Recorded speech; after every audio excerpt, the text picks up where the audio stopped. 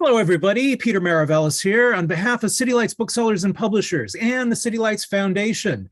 I'd like to welcome you to another installment of City Lights Live, the virtual extension of the City Lights events calendar, where we continue to celebrate the works of authors we know and love through readings, discussions, and forums. As is customary at the beginning of each event, I would like to take this moment to acknowledge that we are beaming to you from the unceded ancestral homelands of the Ramaytush peoples, also known as the San Francisco Bay Area.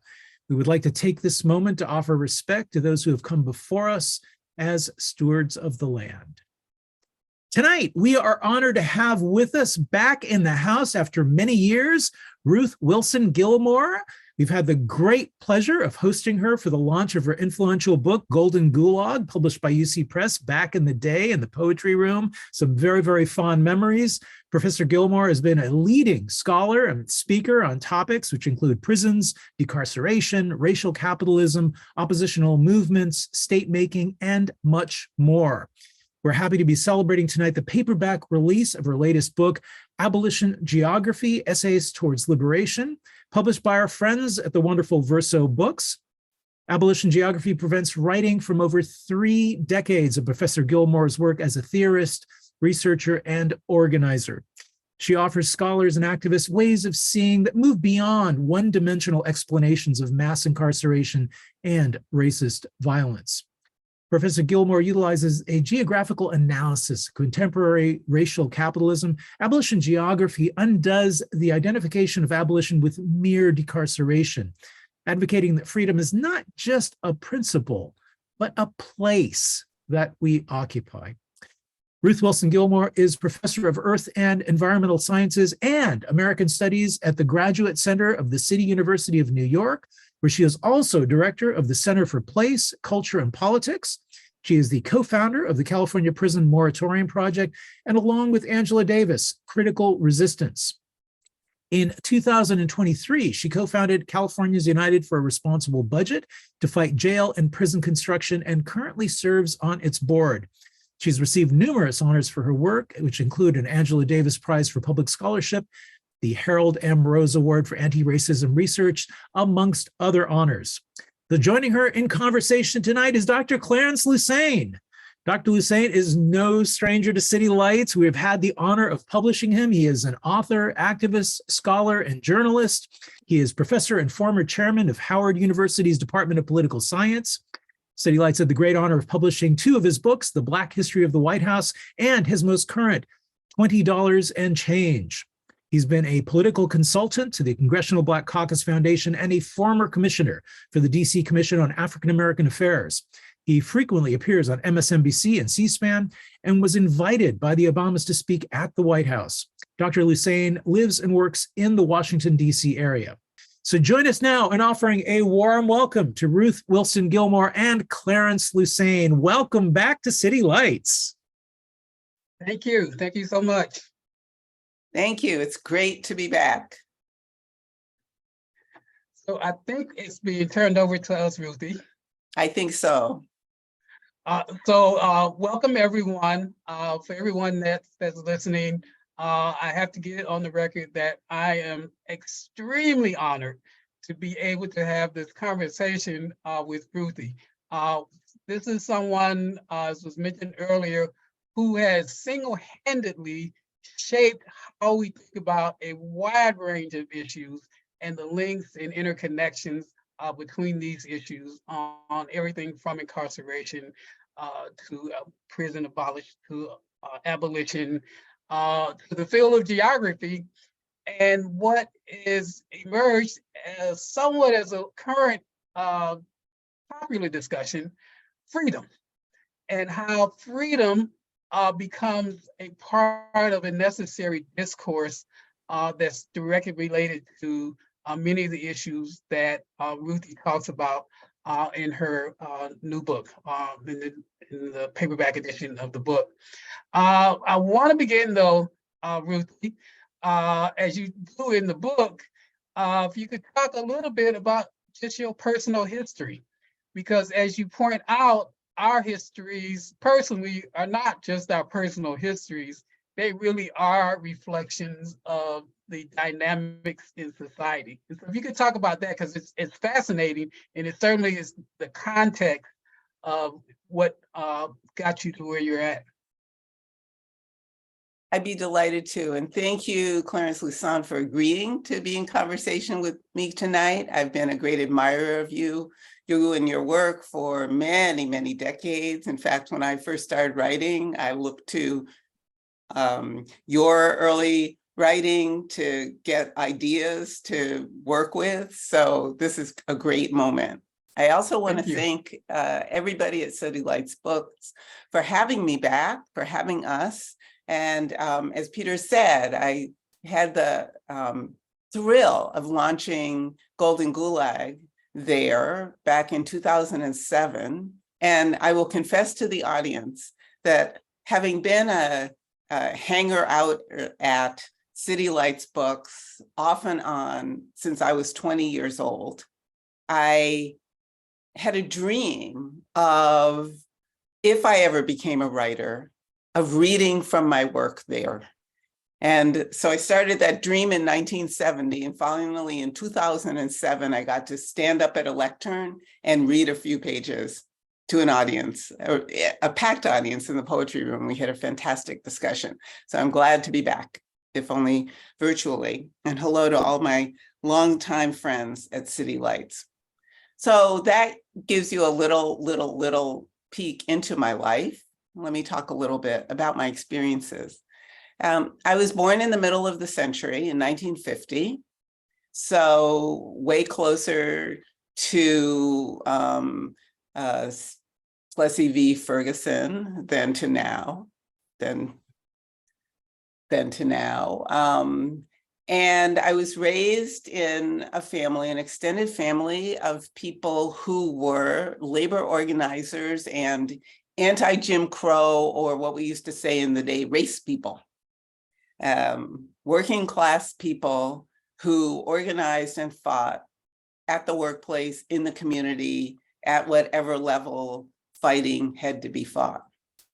And so growing up, I was profoundly influenced, particularly by my father, who is with the ancestors and remains one of my touchstones and idols, who organized the first labor union at Olin Matheson, Winchester, a place that employed many of the men of New Haven back in the day. It no longer is a major employer.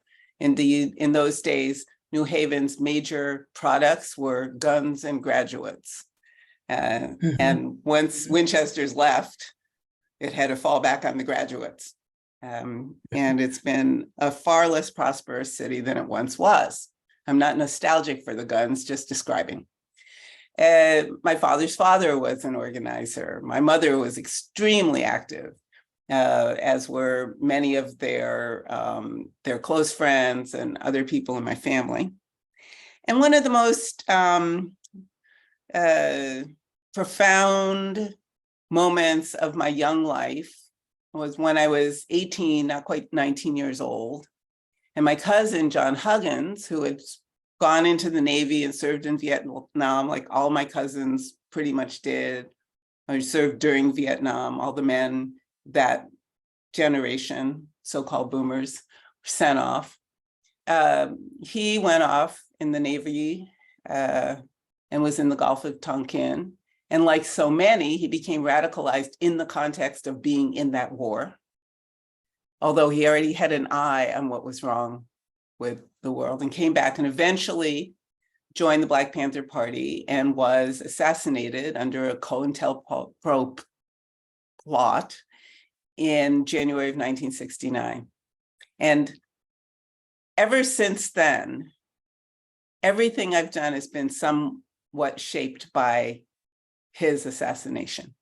The fact of it, the context of it, the internationalism that contributed to the development of his consciousness, the role of parties like the Black Panther Party, of which I was never a member, but the role of parties like that in the social movements of that time, the rise and fall of those movements, Communist Party, the very weak US welfare state that still was more a welfare state then than it has been at any time in recent years, with the one-off exception of all of the stimulus money that made it seem like there was a welfare state again.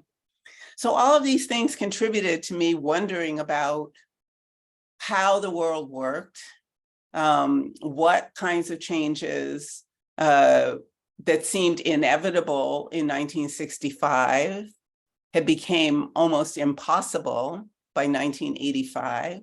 The rise of the right, the sort of co-optation of many revolutionary movements, the imposition of structurally adjusting debt on so much of the recently decolonized world, and so forth. So when I started writing the oldest piece in this book, it was January of 1989. Mandela was still in prison. The Berlin Wall had not come down yet. That's when this book starts. And yet the conditions for both Mandela being left out of prison and that wall coming down had all been building throughout the period from the US going off the gold standard in 71 to the kinds of things that were happening in the late 80s. And that all whetted my curiosity. And I started studying, mostly in study groups, informally, with many kinds of people, political economy and theories of underdevelopment, and finally wound up going to graduate school in my 40s to do a PhD because I wanted to study political economy rigorously. And you and I graduated the same year, I think, 1997. We did. Yeah, exactly. Exactly so right. Longish answer to your question about my experiences. Well, no, so this really feeds into some of the really important concepts, so many in this book. But one is the late Harry Belafonte said famously that he wasn't an artist that became an activist. He was an activist that became an artist. Mm-hmm. And, I've often thought of myself, and I've had discussions with him as an activist that became a scholar. But what you do in your work is you look at that hyphen and you talk about that these are not, they have a particular relationship. And you also use that as you're talking about, in part because of your family history, but also in your own work, the university as a site of organizing and organizing the organized. Could you kind of elaborate on that? Because that was just fascinating to hear you talk about, to read about it, and to hear you talk about, how you approach organizing through that particular lens and that particular experience. Mm-hmm. That's a great question. I'm so glad you asked it. Even though for many people, universities seem to be these otherworldly, faraway places that are not in the real world, and the most common thing that people say and have said for as long as I can remember about people who make their livings especially in the professoriate, is, well, you're not in the real world. And yet, because I grew up in a family of people who worked in universities as machinists, as lab technicians, as janitors, as library clerks, and so forth, as stewards of clubs and social organizations of the rich, I knew that universities were very dense and contradiction-filled workplaces that had, especially big, wealthy universities like the one that lords it over New Haven, which also has many other universities and colleges in it, but tend to have a very heavy footprint on the places where they are, just as any other industry has a heavy footprint where its establishments are. And they are not only workplaces that are necessary to be organized, but they're also crossroads where people who would otherwise likely never encounter each other encounter. So I'm not only talking about the confluence of students, but that matters, but also the confluence and interactions of students, faculty, and staff, which makes a huge difference in how people's consciousness develops and expands. And I like to use a couple of examples to make this, really clear, that are not from my own experience, but earlier periods. So one example is the University of Dar es Salaam in Tanzania, which was a central place of anti-colonial organizing thought. People passed through. So famously, Walter Rodney taught there. Ruth Wilson taught there. All kinds of people passed through. One of my best friends and mentors, Sidney Lamel, taught there in the early 80s. So many people passed through, and there was so much confluence of ideas and in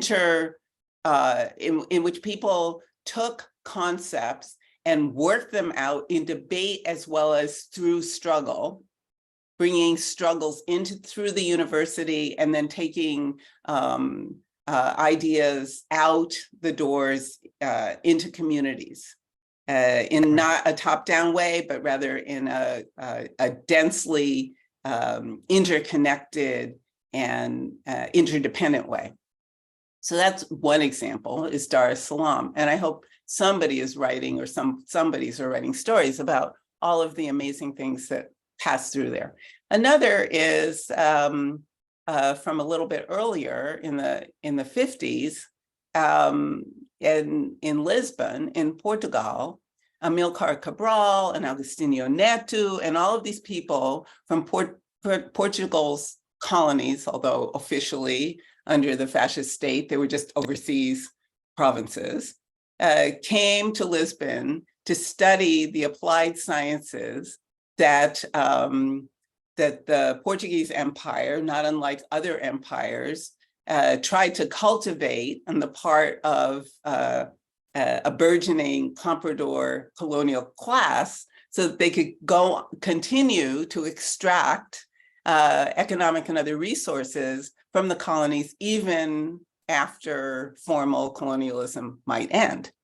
Well, this means that Cabral and Neto and all these people who otherwise might never have met each other were not only going to school together, but because of the segregation of the living quarters, we're all living together in one place, having secret study groups and reading Marx and doing all these things and doing the long planning of what became the revolutions.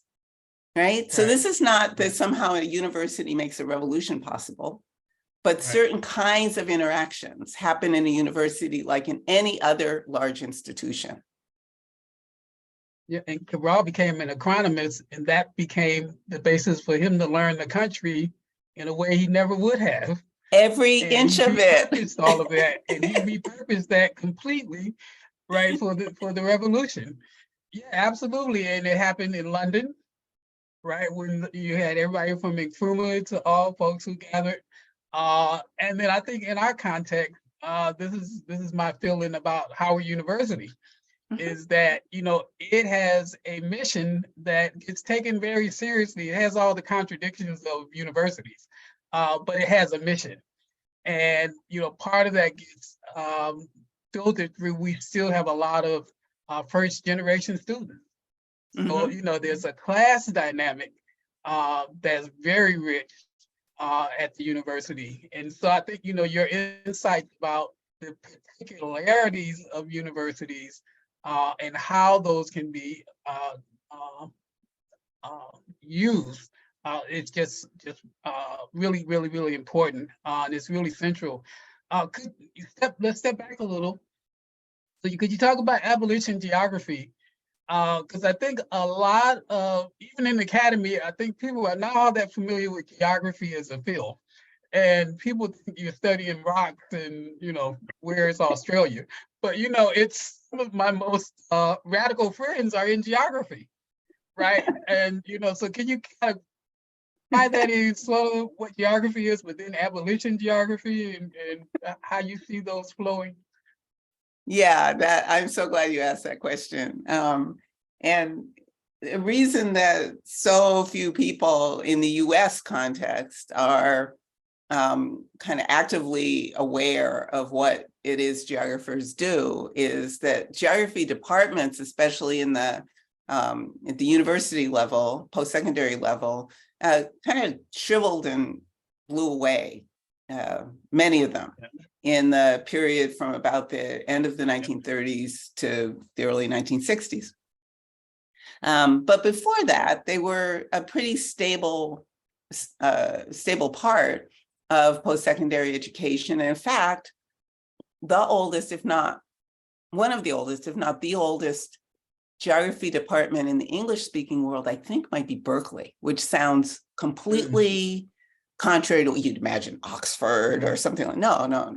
These, all of our disciplines, including English, including the disciplines people think are ancient, are all pretty 19th century, early 20th century inventions. So geography is the study, as you just suggested, of not where is Nebraska, but why is Nebraska?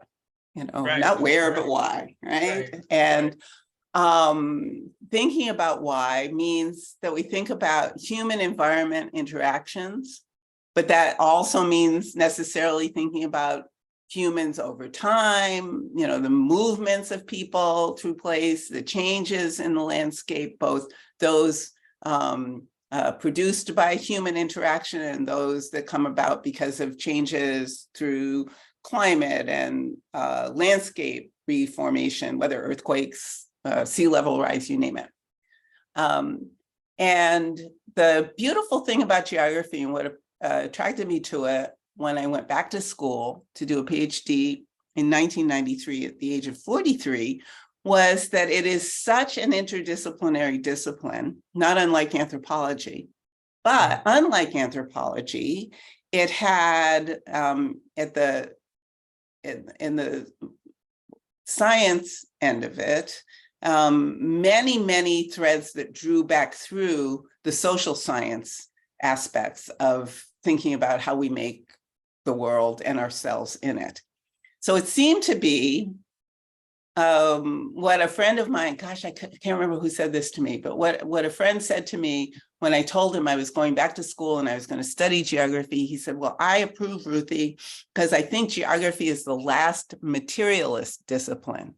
And whether or not it's the last one, it is truly one. Truly. So abolition geography is a term. The concept of why is Nebraska is beautifully brilliant. It absolutely instills a very concrete way of our world and how it's formed, why it's formed. So thank you for that. That is so rich.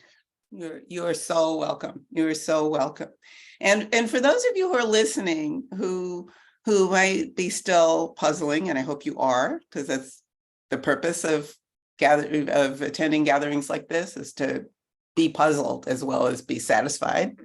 When I say why is Nebraska, I don't mean why are the boundaries drawn around it as they are, but what is it that in the production of that particular expanse of a settler colony made it the way it is. So we could talk about agriculture, we can talk about the various waves of in-migration from various parts of Europe into Nebraska. We can talk about the decimation of indigenous peoples, the changing of the stewardship of the land, so many things. So it's not just the boundaries, it's when we use a name to designate a place, we're actually talking without realizing it about all of these processes. And then the shorthand becomes Nebraska or the United States or the small island states that are all threatened with inundation because of sea level rise, because of global warming. I mean, they're just ways of talking that geographers then say, well, what is beneath this place name? What's beneath the term? And then what can we do with it? Meaning, how could things be otherwise? Now, of course, that question, how could things be otherwise, is a question that obviously all activists and organizers are trying to figure out. And certainly many other scholarly disciplines wonder, how could things be otherwise? I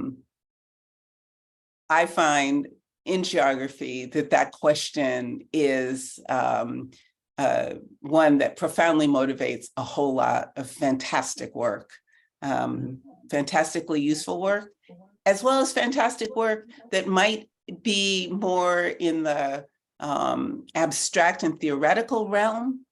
But when you think about that abstract and theoretical work as a guide for action, we see, again, materializing before our eyes, the practicalities involved in that kind of thought. At least that's what I try to do. Okay.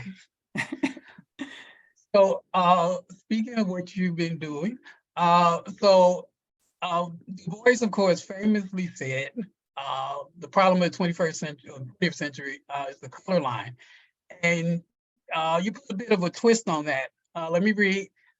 You say, quote, the problem of the 21st century is freedom. And racialized lines continue powerfully, although not exclusively, to defend freedom's contours and limits. So can you talk about how that's a departure or extension of what Du Bois was trying to conceptualize in the context of 21st century? Sure. And this is a way maybe I can loop back through conceptualizing abolition geography. And so one of the ways I've come to think about it is, let me back up 1 second. In the late 1990s, I started to think about how the amazingly rapidly aggrandizing prison industrial complex and everything that goes into making that thing a thing and possible and dynamic gave us a way of thinking about the reconfiguration of actual social and physical geographies under what I call carceral geography. And I don't know that I invented the term, but I ran with it. Probably. Ed Soja might have said it once. I heard a rumor. I didn't hear him say it. But anyway, so carceral geography is and that's now a field of study in geography, and there are work groups, and all the big geography organizations have carceral geography working groups and specialty groups and blah, blah, blah. So I thought, okay, I'm not satisfied with this because complaining never got anybody free, ever. Complaining gets people's attention, but then you have to do all this other stuff to get free. So what are the other things? And you just wrote a book with Harriet Tubman in the title. So you've thought a lot in that book and other things that you've written about what people do to get free and the symbolic aspects of that work, and then the nitty gritty of it over time and the intergenerational aspects of it over time. And I just do want to hold this up because I'm talking about your book. This is it, everybody, published by City Lights. So I thought, well, what is the antagonistic contradiction to carceral geography? And I thought, it's got to be abolition geography. This has got to be the way that people are working to produce and reproduce the conditions of their own emancipation over time. So as a result, as we already knew when we were starting a lot of the anti-prison work in the 80s, building on the work of many generations before us, we knew that prison abolition was not about securing the absence of something. It was about securing the presence of many things. That's what it is. Just as Du Bois teaches us in Black Reconstruction, that abolition for the people who had emancipated themselves wasn't like the change of their legal status. It was making and enhancing the everyday institutions of life, whether public education or the other things that he writes about. That's what abolition was, not the change of the legal status, right? So I thought, so bringing that into the 21st century, it seems that if we use a lens, a way of looking at the world called abolition geography, we can see in a variety of ways how people are making their freedom by making place, because freedom is a place.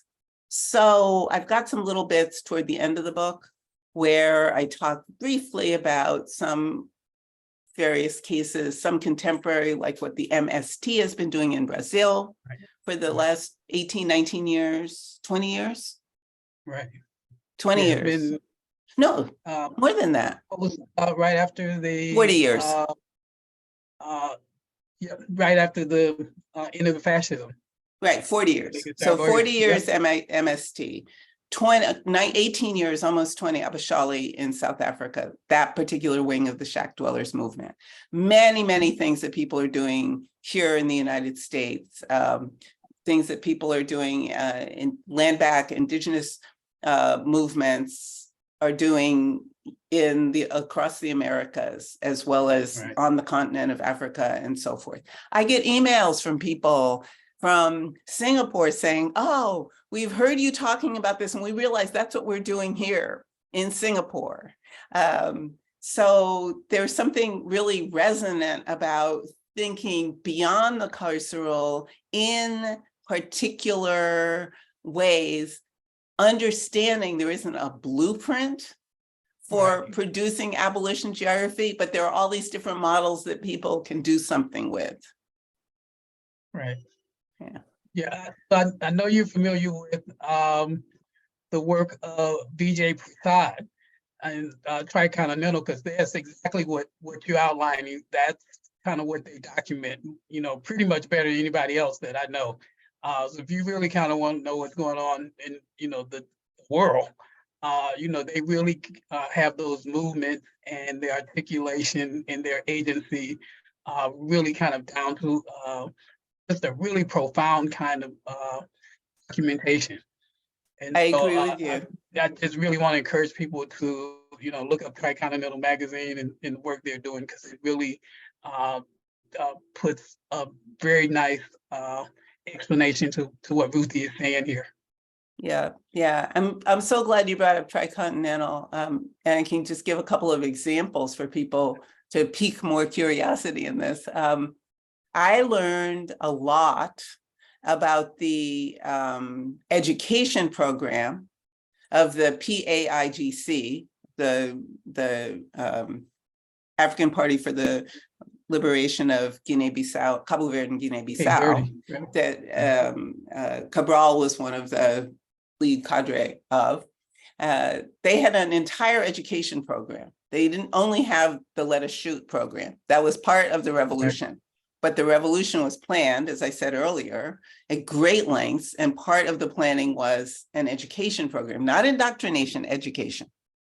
And including things like figuring out how they could, in different parts of Guinea-Bissau, where, as you had mentioned, Cabral had walked every inch or been in a boat and every inch, to think what materials are there that could be used to build a school.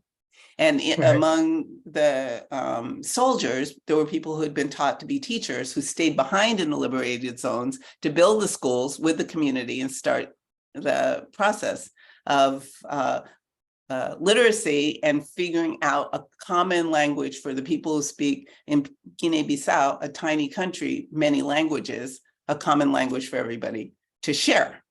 Right? I think I also read too, they also did work with Paulo Freire. I think Freire came. Freire came. Right. Freire came, and it looks to my friend Sonia Vaz Borges has written the book on the education program and also wrote one of the little books for Tricontinental. That's what brought this to mind. So one of their many publications is a beautiful little overview, illustrated overview of the schools program. during the revolution.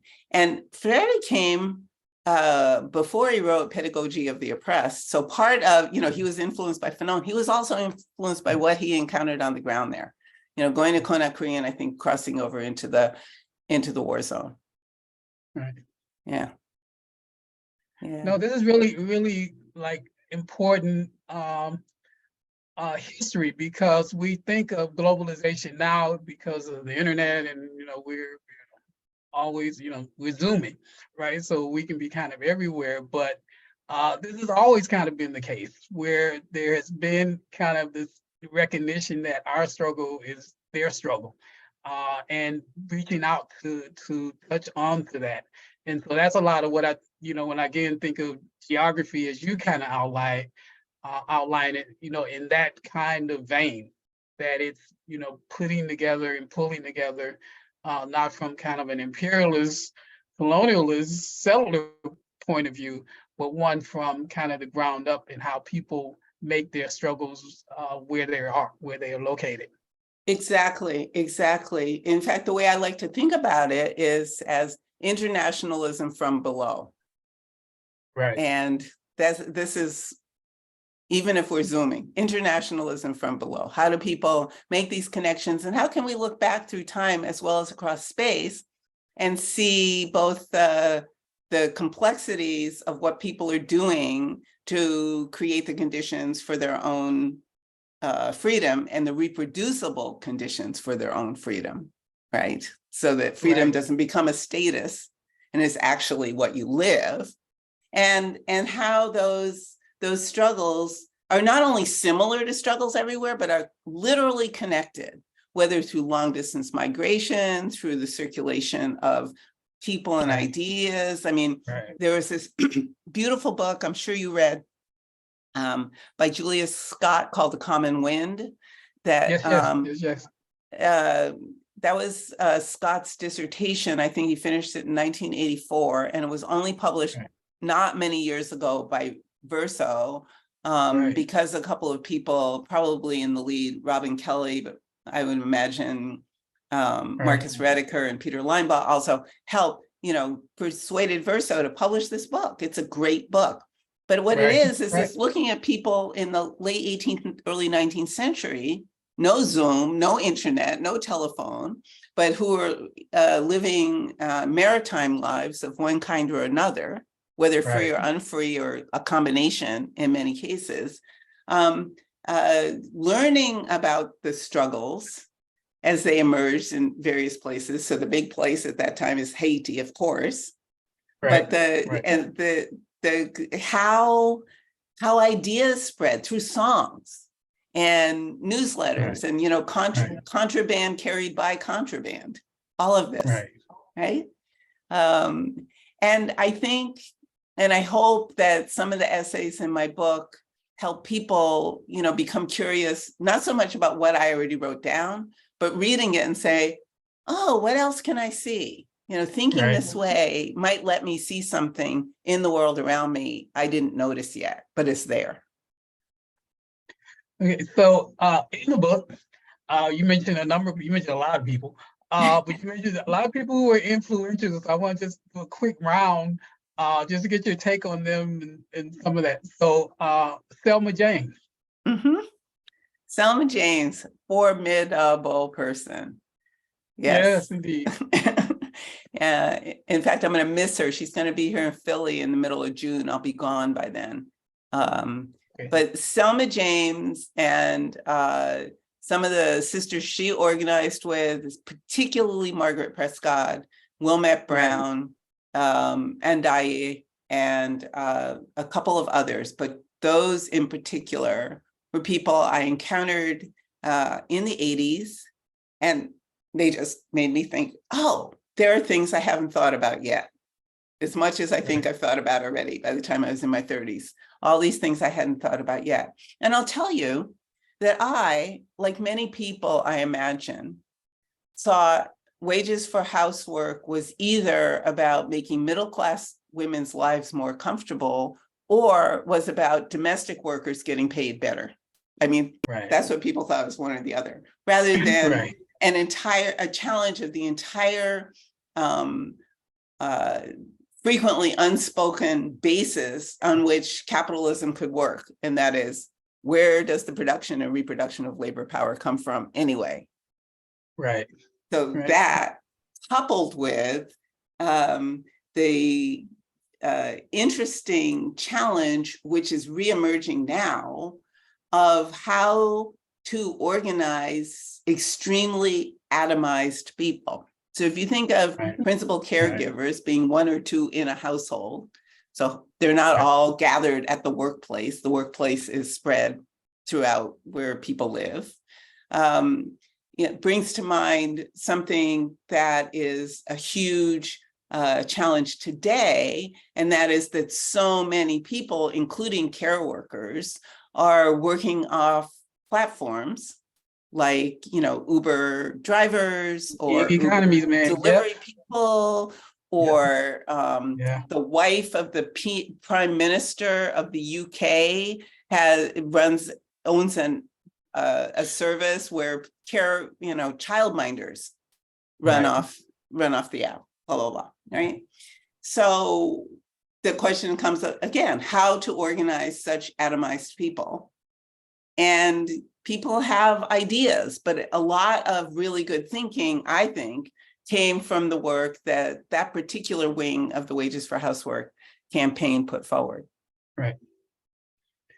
All right, another buddy of mine, Ferdinand. Siva, you're taking all the big personalities. Explain what Siva was. Siva was incredibly influential for me. We met in 1990, introduced by Cedric Robinson, who I'd met a couple of years earlier. And Cedric encouraged me to go by the the Institute for Race Relations, offices on a Thursday afternoon. Remember, they always had open house. Thursday afternoon, you come in and find out what's going on in the world. You find out sitting around eating your sandwich. Right, at the Institute. Right. So I wander in with Cedric and Elizabeth Robinson, and who are there? Jenny Bourne, Liz Fiquete, and Siva, and whoever else was sitting around. 1990, August, one muggy afternoon. And Cedric had just heard a talk I'd given at Oxford. You got to understand, I was a dropout at the time, but my dear friend Sue Houchins organized me into giving a talk at Oxford, so I did. And Cedric said to Siva, you should publish this work. It's really good. So Siva said, oh, okay, send it to me. And I sent it to him. He hated it. He hated it so much. Again, no internet, no easy way to communicate. And I waited and waited. I'd gone back to California, waited, anxiously by the post box, hoping that an acceptance letter would come, and nothing would come. So finally, it's like, all right, I don't have a job, but I got to call this man. So I called London. I said, what's going on? And Jenny Bourne answered the phone and said, well, Siva's going to write to you. It's really not quite right for us. And then you could hear a little discussion in the background. And then he gets on the phone. He goes, rules. And he just read me the riot act. All the things that he hated about this. That was Siva, man. Piece. Yeah. Everything he hated. And he clearly had written the letter and hadn't mailed it, but he read it to me. Right. So it was all composed, all composed. And he got to the end. And of course, I was very quiet. I mean, it's a lot of criticism. And he said, have I hurt you? And I said, well, yeah, but, I'll get through it. And he said, well, send me something else. And the next thing I sent him, he published. And we were friends ever since. But whenever we were in the same place, we went toe to toe fighting. Every time, toe to toe, just having these practical screaming matches about the kinds of things that people were doing, trying to figure out in the early 90s what to do. right? Trying to figure out with no Soviet Union, what to do with structural adjustment rolling into its, well into its second full decade, what to do. Right. And Thatcherism. Exactly. Thatcherism, Reaganism. And he did not agree with a whole lot of directions that people he had once been close to, like Stuart Hall, had taken. And I wasn't going to change sides. So I would like go see Stuart and say blah, blah, blah. And then I'd go see Stephen and say blah, blah, blah. And Stuart was Mr. Loveliness. So he would accept things and Stephen would just fight.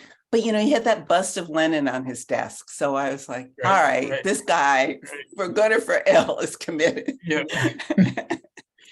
Yeah, well, I lived in London, and I literally lived around the corner from their offices. So I would go and hang out with him frequently. Amazing guy. Amazing guy. Amazing. He was a towering figure all over Europe.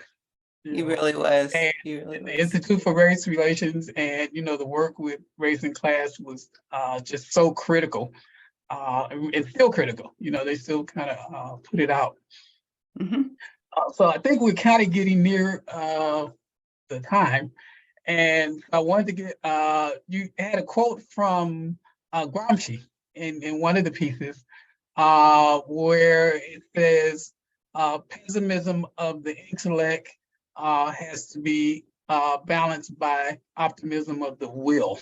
So that's a very kind of hopeful framing. So could you talk about that as we kind of close, and how you see abolition geography kind of in the mode of advancing these struggles? Yeah, I will. And I'm gonna quote another favorite person who I never did meet and wish I had, probably would have fought with too, CLR James, to make some sense of this. So in one of his lectures that's in Modern Politics, CLR says, I think he was riffing off Trotsky, that revolutions happen because people are so conservative. And he goes on to say, they wait and try every little thing. So Clarence, it took me a while to really get that whole phrase in that sentence. They wait and try every little thing. So I read wait and then leapt to the end of the sentence, and then one day come out in the streets and in a matter of, months, clear up the disorder of centuries, or whatever the time, dramatic time comparison is. And it was the try every little thing that finally caught my attention. And I thought, okay, what is that? The little things. And I realized I had already written things about the little things that people do that then add up to bigger and bigger things, like mothers reclaiming our children. I mean, that was a little thing. It was big for every mother, but it's a little thing. And the various associational and organizational strategies that people use, whether they're in, institutional frameworks like unions, or doing things more ad hoc or through faith communities. I mean, you name it. The kind of the environmental justice organizers that I met and wound up working with for a long time in California were all of these organizations were like 2 or 3 people per, right? Working, in their little place, but also, combining and concentrating their energy. And so the optimism of the will also, since I mentioned Lenin, I'll close out with Lenin here, reminds me of probably, one of the most famous things that Lenin ever said, which was when he was asked 100 or so years ago how he was going to make it work, that revolution. He said, the Soviets and electrification. The Soviets and electrification. It's like, okay, there's a lot of optimism in that. So the Soviets, given their how varied they were, and in terms of what brought people together into a particular Soviet, the possible, though not guaranteed, democratic participation possible that could happen in Soviets would be Right. part of it. So it's sort of every little thing becoming somewhat more organized. And then electrification being a big thing that could carry energy and the possibilities for various kinds of communication and development many, many places. So the way I think about the two together are that the concentration of people together is energy, and electrification is energy, and the optimism of the will is figuring out how to combine energy in the many ways that it can be combined, knowing pessimistically how hard it's going to be, because we know how hard it has always been. And yet sometimes we do win. We do win. We do win. Well, we have much better chance of winning by the work that you're doing. Thank you. And the light that you're shining. So well appreciated. Thank you so much. I have a billion questions, but your writing is clear, and it's very, very, very, very wonderful. So thank you for that. And I guess we may have some questions in the chat. Maybe we have a minute or two for those. Okay, let's see. All right, I'm gonna answer the question that's right in front of me, because it's right in front of me. Is prison abolition more a response to mass incarceration, which is in itself a response to deindustrialization and surplus labor? I wrote a book about that. So you are asking a question by summarizing a book I wrote. And how does the focus of Black liberation go beyond being a response to empire? Well, I don't focus on Black liberation. I focus on emancipation. And all emancipatory movement is in some way a response to empire. I mean, it is. It's also a response to capitalism and a response to the devastation of the environment, which is part capitalism and part imperialism and other things. So the how is when people combine their energy and use the tools that are available, whether electrification or Zoom or something else, to create the reproducible conditions for human emancipation, they will have made abolition geography, which includes the abolition of prisons, rather than that the abolition of prisons is the purpose of the work. Right. All right.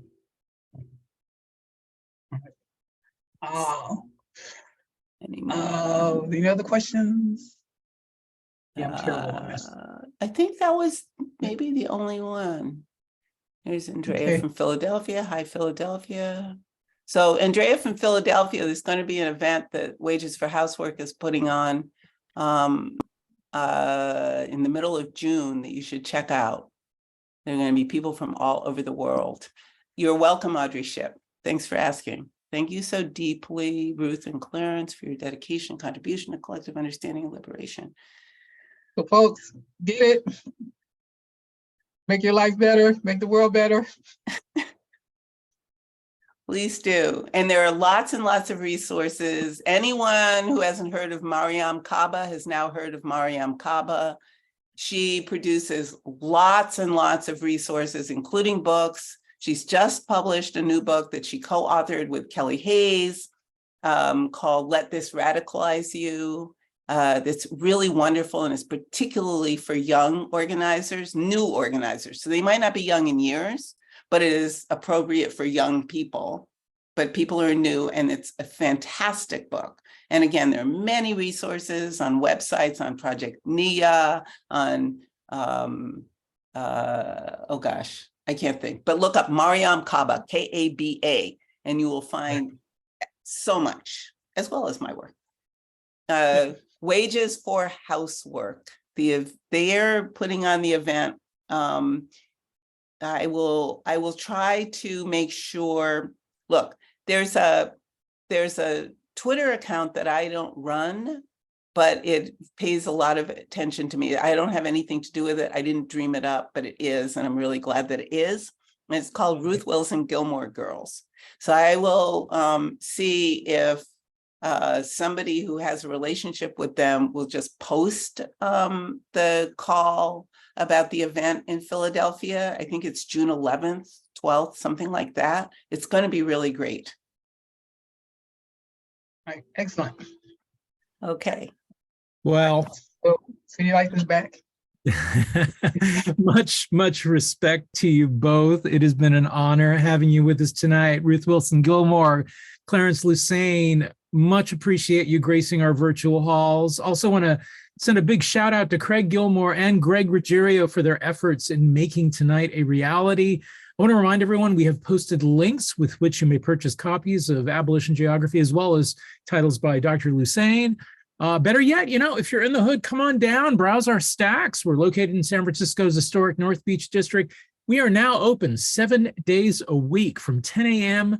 to 10 p.m., slowly getting back to our pre-pandemic hours. Today's event has been made possible by support from the City Lights Foundation, continuing the legacy of our founder, the late Lawrence Ferlinghetti, through public events like this one, our publishing program, and educational outreach, all dedicated to sustaining a vibrant community of readers, writers, and independent thinkers. So thank you so much, everybody. Please take care. We hope to see you again soon.